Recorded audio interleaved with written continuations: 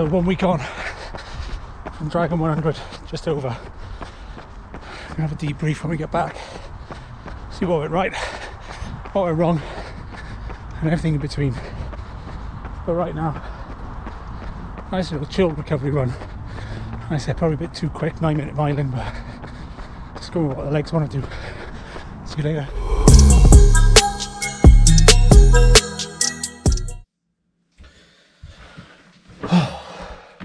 Right, well that's me in from the recovery run after Dragon 100 last week, and about time we talked to all the good points and the bad points and everything in between. I like to say the run, walk, crawl organisation was amazing, right from down to emails to Facebook, even the checkpoints, all amazing. Plenty of water, plenty of food. Couldn't really fault them on that. The support was absolutely outstanding, just cheering you on and checking you out when I had a blister. So yeah, massive thumbs up to them. So what went well? I think training for the last 6 months, been consistent. I think that's been the key word, consistency. Making sure that I was consistently training 5 times a week, running, cycling twice a week. Didn't really keep my consistency up on the old core and strength, so that's something I'm going to look at. But generally, my training plan steadily improved. So trying to do the 10-20% rule kind of went really well. So yeah, that was a good thing.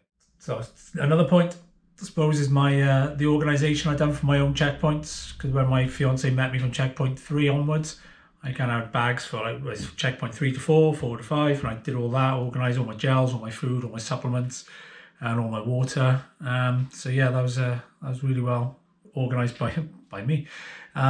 So yeah, I'm quite happy with that. That went really smoothly, and everything kind of flowed really nice. I think another point, and I'm really proud of this one, is my mental aptitude to keep going when I struggled. You know, I wanted to give up about mile, was it 57? I wanted to give up. Then I almost fell asleep at mile 70, and even in between checkpoints, I was grimacing, struggling, not even smiling at the cameraman. So I do apologise, Daz, photographer. But I was just in a bad way, and that's something I wasn't expecting at the 100 miler, but I was expecting to dig it out, and I'm really proud of myself for doing that.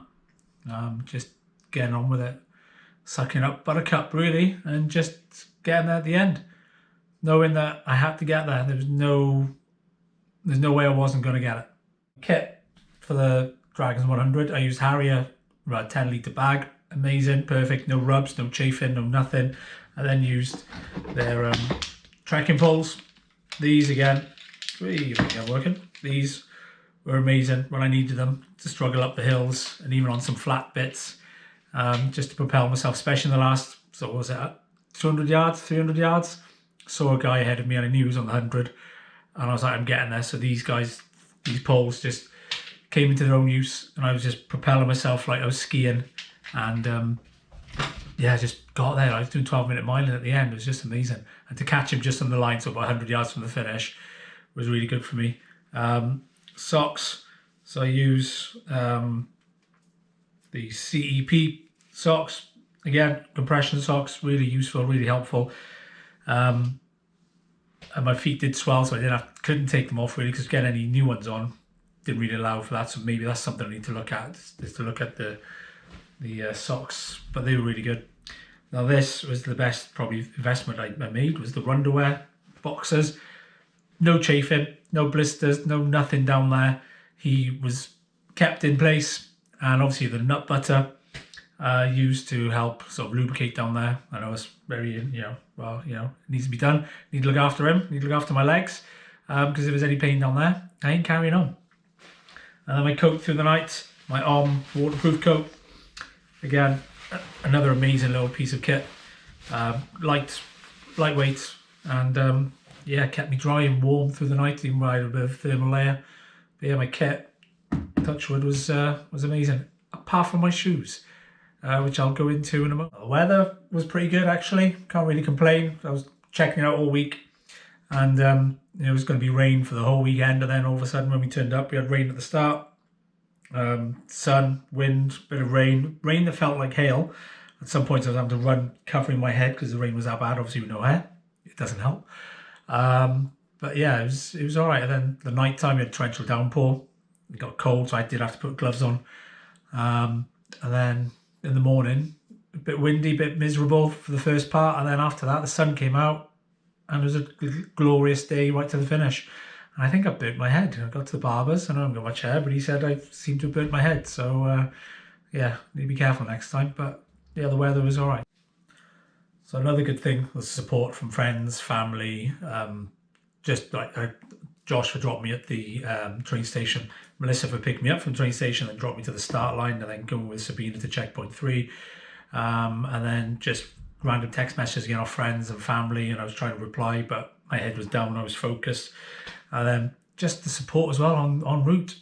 I mean, fellow runners who were doing 50s and even the 100s at the start, we were all just chatting, having a bit of banter, it was all really good.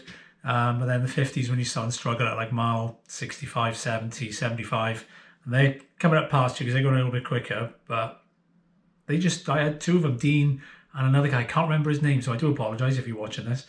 But they just walked with me for about 3 miles at certain points and just got me through my funk, got me through like getting over the barriers and just walking and chatting and just sharing experiences. And I think that's what makes this ultra community sort of amazing. It's just something you can't experience unless you do an ultra. It's amazing, and I've always offered my help and support, and to have that given back, it's just amazing. So that's a massive thanks to anybody and everybody that even the random lady offered me water, and another random lady who actually gave me some water. I was about 4 miles away from the checkpoint. So yeah, amazing. So I'm just in awe of the whole event at the moment. Well, not at the moment, I am in awe of the whole event. And the obvious plus, the massive plus, is my beautiful, amazing fiance. If it wasn't for her, I genuinely don't think I would have finished it.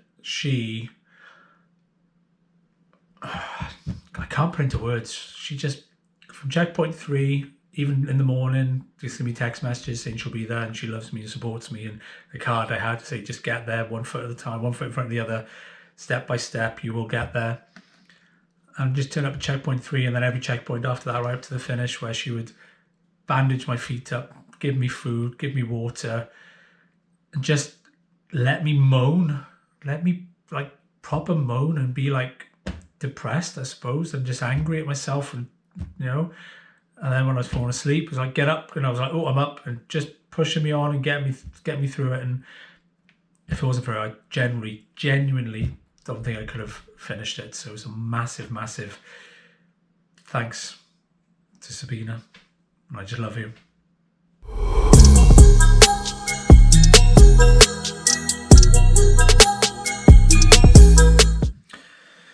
So that's all the good stuff. Let's talk bad stuff, or stuff that needs improving.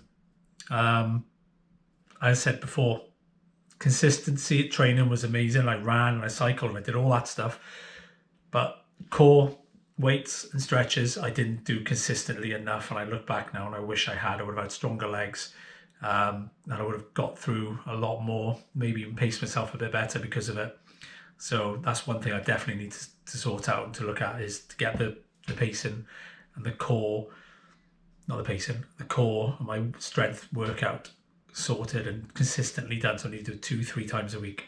So that's me looking at my plans for next year, getting that sorted. As much as I organise myself with the checkpoints for the nutrition, I do need to sort out what the hell I can eat, probably from about mile 30, mile 50, mile 70. I had some down points where I couldn't eat for about an hour and a half, maybe even 2 hours at some points. I took gels, I had talk gels. I was having crisps, I was having some biscuits, some super noodles seemed to work for me, warm super noodles. But I just couldn't stomach sort of like normal foods. I just couldn't handle it. I don't know what it was. So I need to research. I need to find out what I can actually have that's going to help me get through those funks and get through the low points of an ultra. It's happened to me before, like a 50 and a 40. I've got to mile 30 and I just can't seem to eat and I want to throw up and it's just not going well. So I need to research. So if you guys know anything that I can actually have, eat, or supplements or something, I would be very grateful to just comment below and just let me know what you guys have, and then I'll do my own research and see what I can use from you guys and go from there. My kit, all good, no chafing, no nothing, but I did get blisters, and I got blisters for my own stupid fault. So I went to a local shop and I bought some new shoes because my other trail shoes were starting to cause me issues. So I thought I'll go buy some new ones about 2-3 weeks before. Didn't break them in properly, and then I got a massive blister at the back of my heel, both heels, but one on the left one was particularly bad. So I need to sort that out. I need to find some shoes. I need to get them sorted earlier on. And yeah, just make sure I don't make a stupid mistake. It's a schoolboy error. That almost cost me, and I was at mile 27. So I need to get that sorted. Another bad thing, and apparently this is what happens in all 100 milers for most people, if not all people, apart from the professionals, I suppose. But the stomach issues, you know, it was like at night time at the midpoint parts, I just couldn't eat, and I was throwing up, or I was going to the toilet when, you know, yeah, I'll leave it there.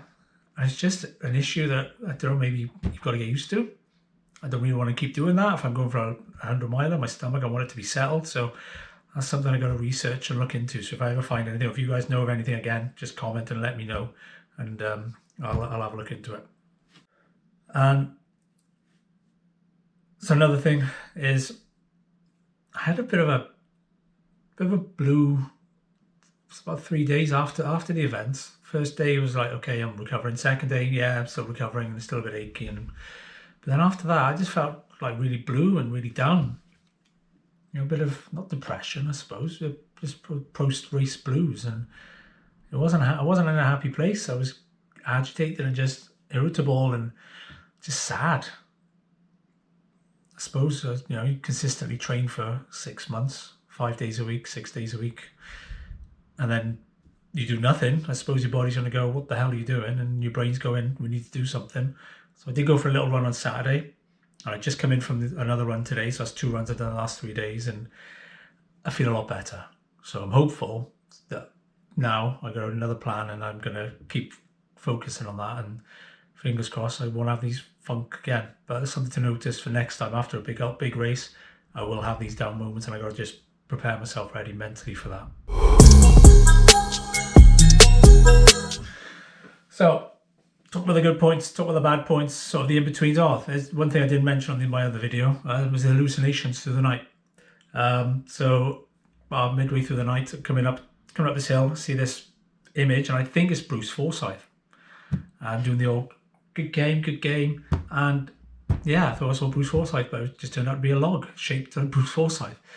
And then the morning after, at sort of Kenfig, coming along the coast, and I saw what I thought was a swan cuddling Wallace from Wallace and Gromit.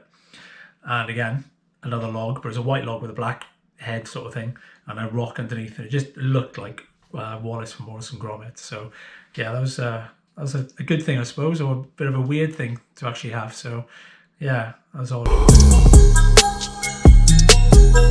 So 3 things I'm going to try and improve on for next time, for my next big run, is more specific training. Because as much as I ran up mountains, I stayed up the mountains. Whereas the coastal ultra that I've done, the Dragons 100, it's a lot of up and down and up and down, and a little bit of flat, and then more ups and downs and more sand. I didn't really do any specific ups and downs. I kind of went up, ran around for 10 miles, and then come back down the hill. Whereas I think next time I need to find a specific route that I can just go up and down all the way around and get used to, my legs getting used to that, my body and my mind getting used to that. Second thing is my nutrition. Like I've said, I need to find out something that's going to help my stomach all the way through the nights and the mornings and the long bits, just so my stomach I don't feel like I'm going to vomit, and I can actually don't have a bad stomach where I've got diarrhea, and I can just plow on. And the third thing is more core strength and more flexibility. Excuse me, more core strength, more flexibility, and just be more consistent with that. I think if I get stronger legs more consistently, I'm going to fly through these, and I'll get better times, and I won't be, hopefully, as long to recover. So it takes me about 7 days to get full recovery at the moment. Touch wood, there's nothing else gone wrong. So So yeah, that's me. That's my good, bad, in-betweens from Dragon 100. Awesome event. First 100. And I'm still buzzing. I'm still on cloud 9 at the moment from it all. It was just everything I expected and more.